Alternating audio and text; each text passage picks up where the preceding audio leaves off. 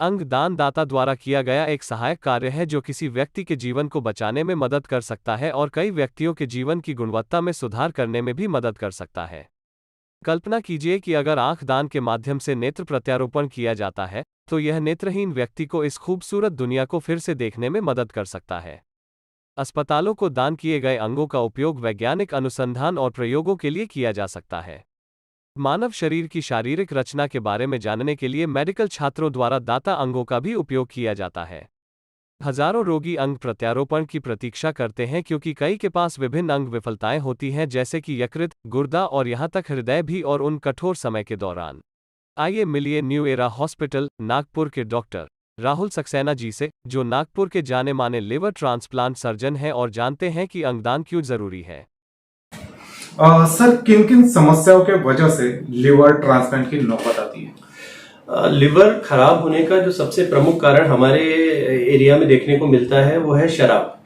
ज़्यादा शराब पीने से, अनकंट्रोल्ड शराब के सेवन से लिवर खराब होता है। इसके अलावा लिवर खराब होने का एक दूसरा जो सबसे इम्पोर्टेंट कारण अभी देखने में आ रहा है वो है मोटापा।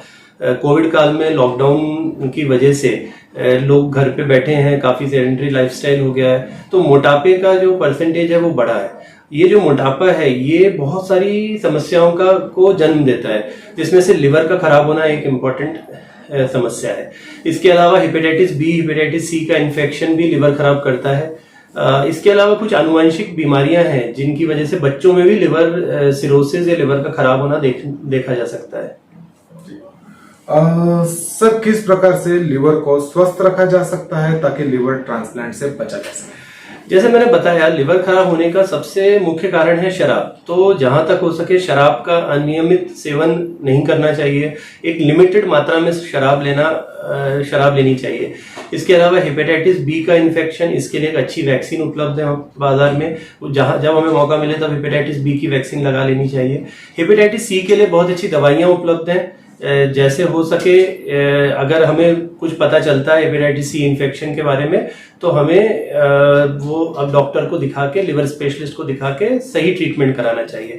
इसके अलावा एक अच्छा खाना और साफ सुथरा पानी जो है वो लिवर के लिए बेहद आवश्यक है।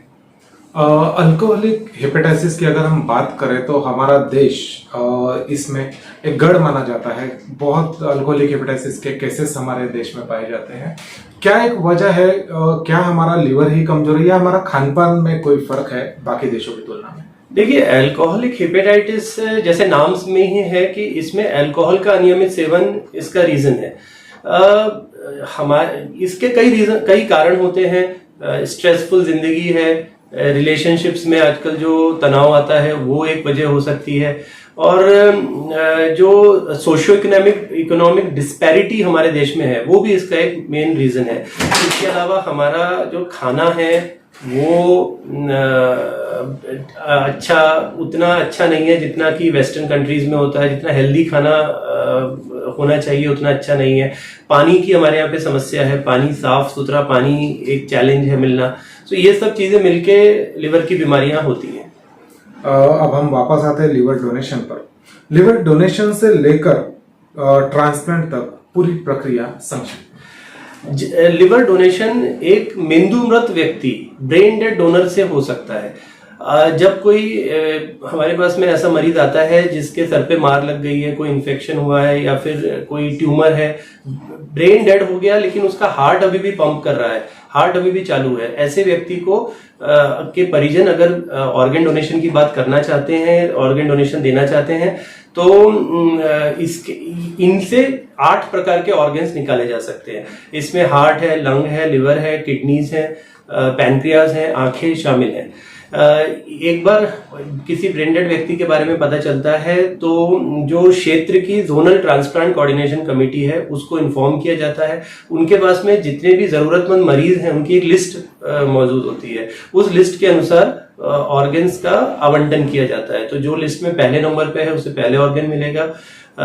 इस हिसाब से लिवर का आवंटन किया जाएगा और एक बार आवंटन होने के बाद में उस पेशेंट को हॉस्पिटल बुलाया जाएगा और उसका लिवर ट्रांसप्लांट किया जाएगा। सर लिवर ट्रांसप्लांट के लिए स्पेसिफिक हॉस्पिटल कोई डिसाइडेड होते हैं या पेशेंट किसी भी हॉस्पिटल में अपना वो इलाज करवा सकते हैं? देखिए, लिवर ट्रांसप्लांट एक बहुत ही मेजर सर्जरी है, एक बड़ा ऑपरेशन है। गवर्नमेंट इसकी इजाजत हर हॉस्पिटल को नहीं देती है। लिवर ट्रांसप्लांट के लिए गवर्नमेंट से स्पेशल लाइसेंस लेना पड़ता है, जिसके लिए आपको अपने यहाँ की सारी सुविधाएं, सारे फैसिलिटीज, इंफ्रास्ट्रक्चर सब गवर्नमेंट को दिखाना पड़ता है। सो उसके बाद आपको लाइसेंस मिलता है। जो लाइसेंस्ड हॉस्पिटल्स हैं सिर्फ उन्हीं में ट्रांसप्लांट हो पाएगा। सर ऑर्गन ट्रांसप्लांट की अगर हम बात करें तो ऑर्गन ट्रांसप्लांट को लेकर किन किन कानूनी प्रक्रियाओं से दोनों पक्षों को गुजरना? देखिए, डोनर के लिए ऑर्गन डोनेशन करने की प्रक्रिया जो है वो स्ट्रेट फॉरवर्ड है, सिंपल है। सिर्फ अगर कोई एक्सीडेंट का केस है तो उसको मेडिको लीगल पोस्टमार्टम करने की जरूरत होती है, बाकी उसे किसी तरह की कानूनी प्रक्रिया से नहीं गुजरना पड़ेगा।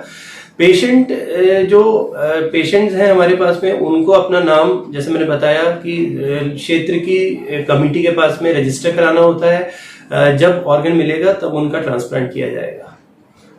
कई देशों की तुलना में भारत एक काफी गरीब देश है। काफी यहाँ पर ऐसे पेशेंट होते हैं जिन्हें लिवर ट्रांसप्लांट की आवश्यकता होती है, लेकिन वो खर्चा उठाने के काबिल नहीं होते।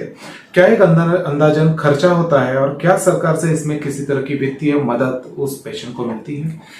इसमें जो आपने पहले बोला, मैं उसके बारे में बताना चाहता हूं कि भारत देश में 50,000 लिवर ट्रांसप्लांट की जरूरत है हर साल, लेकिन हम जो है सिर्फ 2,000 से 2,500 लिवर ट्रांसप्लांट ही कर पाते हैं। इसके लिए डेफिनेटली फाइनेंशियल पार्ट जो है वो एक बहुत इंपॉर्टेंट एस्पेक्ट है इसमें।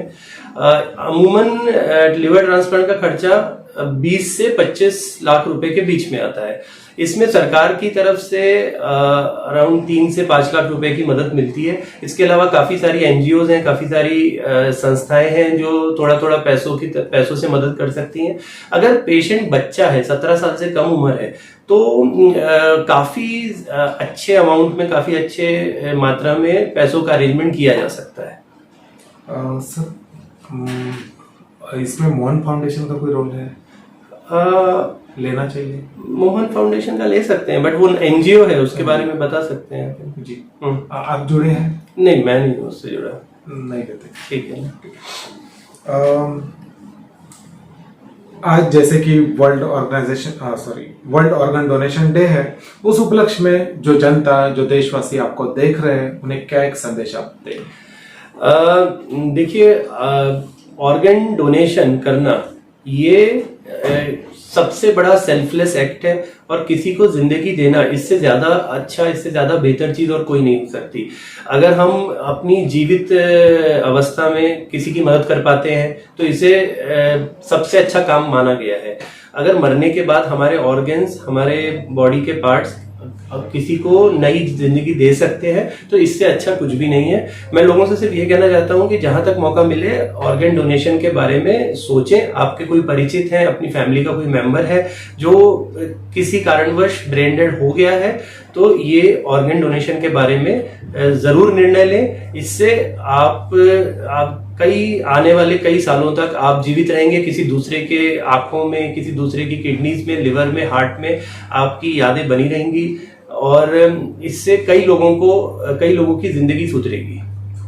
सर हमारे भारत देश में बहुत सारी ऐसी मानसिकता है कि अगर हम हार्ट डोनेट करते हैं, लंग्स डोनेट करते हैं, या फिर हम किडनी डोनेट करते हैं, तो ये आम भावना लोगों में है, एक सोच है कि पुनर्जन्म का यहाँ पर उनको मैटर आता है कि हमें फिर से कोई, अगर हम जो चीज डोनेट करते हैं, पुनर्जन्म में हमें वो चीज नहीं मिलेगी।